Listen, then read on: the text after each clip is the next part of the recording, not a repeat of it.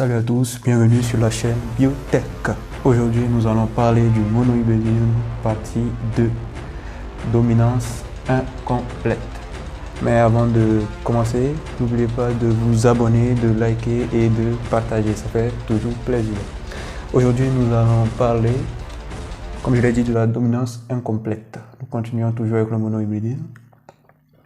Aujourd'hui, nous allons traiter le cas des groupes sanguins. Comme vous le savez, je traite du système ABO. Dans le système ABO, nous avons 4 groupes sanguins. Nous allons d'abord faire un petit briefing. Nous avons 4 groupes sanguins. Dans le groupe sanguin A, B, AB et le groupe sanguin O. Pourquoi on parle de A, B? En fait, tout n'est qu'une question d'antigène. Quand nous prenons un globule rouge, il va exprimer à sa surface d'un macromolécule qu'on va appeler antigène. S'il présente à sa surface les antigènes A, on va dire que l'individu est du groupe sanguin A. Si c'est B, il est du groupe sanguin B. S'il présente les deux antigènes A et par exemple B, alors il est du groupe sanguin AB. Si on suppose que l'antigène du groupe sanguin AB c'est une croix et que les antigènes du groupe A c'est un trait, ça veut dire qu'il doit présenter ces deux antigènes à la surface des globules rouges. Alors que dans le cas du groupe sanguin O, il n'y a ni des antigènes A ni des antigènes B. Et on parle de O. Si vous voulez, peut-être nul, c'est-à-dire pas d'antigène. Donc, c'était le petit briefing sur pourquoi on parle de groupe sanguin A, groupe sanguin B. Mais si vous voulez que je fasse une vidéo sur ça, vous pouvez m'écrire en commentaire. Donc, dans la partie 1, nous avons parlé de la dominance complète. Ici, nous allons voir de quoi le sujet nous parle. Nous avons des parents, un parent de génotype AA et un autre de génotype BB, qui, on va dire, ont une descendance, qui ont donné des individus 100% du groupe AB.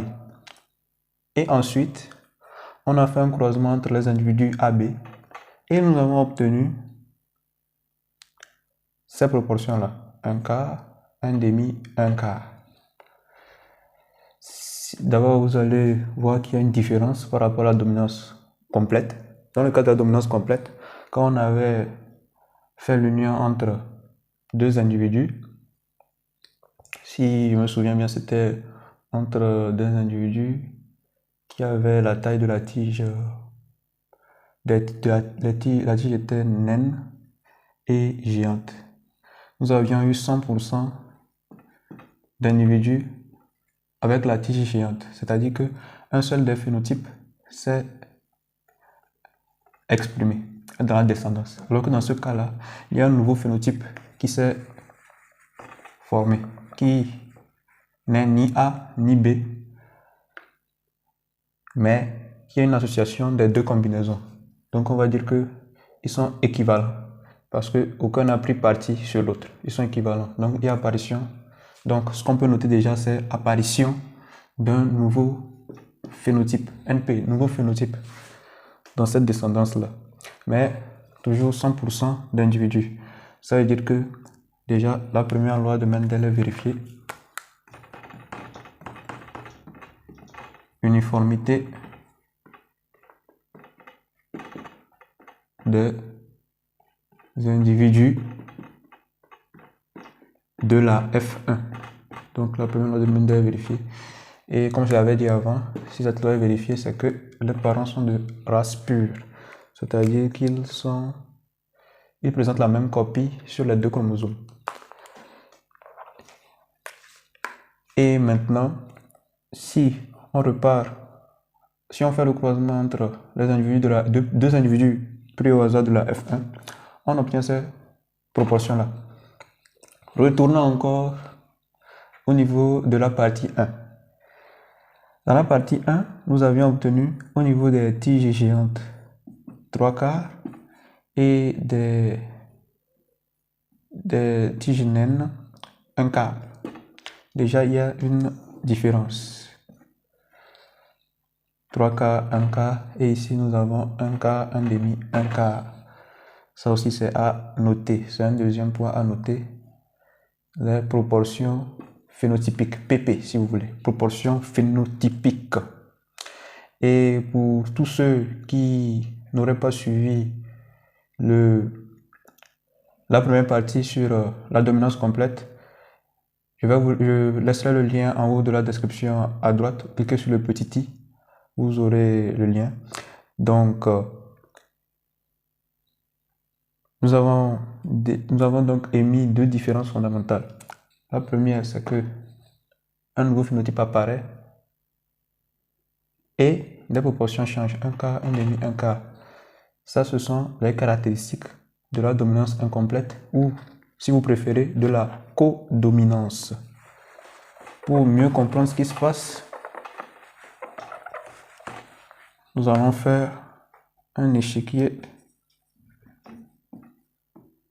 de croisement. Comme je le disais toujours, pour faire un échiquier de croisement, on se rappeler des gamètes possibles qui vont se former. Cet individu donne deux types de gamètes, A et B. Cet individu aussi donne deux types de gamètes, A et B. Donc, au niveau de l'échiquier de croisement, très rapidement, il est très simple à faire, très simple. Toujours se rappeler de chercher les gamètes.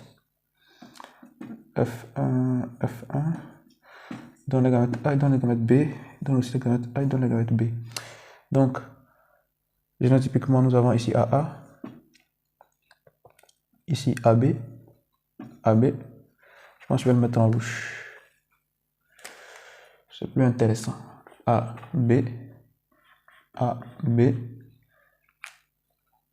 et ici BB, l'individu de génotype BB. Nous voyons ici un peu la différence. C'est ici que nous avons l'apparition de 1 demi, c'est-à-dire 2 quarts, 1 demi. Et ici, nous avons la proportion 1 quart, 1 quart. Et toujours, ici aussi la deuxième loi de Mendel est vérifiée. La loi de ségrégation